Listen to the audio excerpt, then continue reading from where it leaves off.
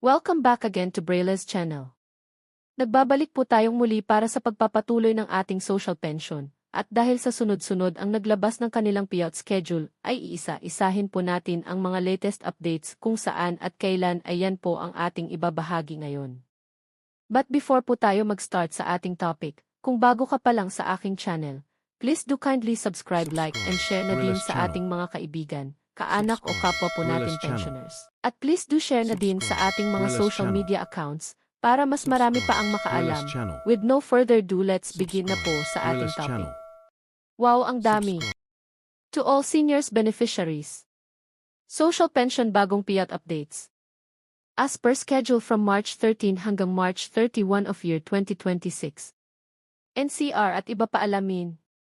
Narito na po ang mga naglabas ng kanilang payout updates para sa pagbibigay ng social pension hindi lamang sa National Capital Region maging sa iba pang lugar.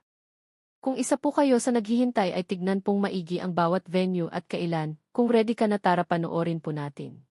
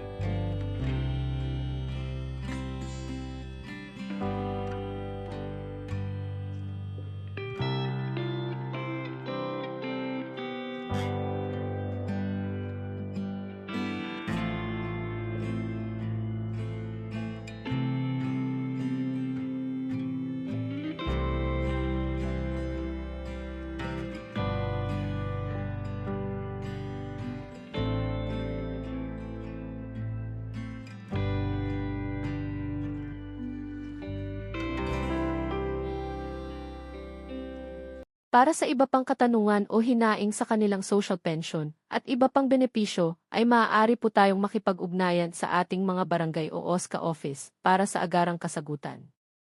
That's it. Sa ngayon ay ito pa lamang ang mga naglabas ng kanilang payout updates. Manatili po kayong nakatutok sa aking channel para sa iba pang payout updates at iba pang informative videos na para po sa inyo. Marami pong salamat and God bless po sa lahat.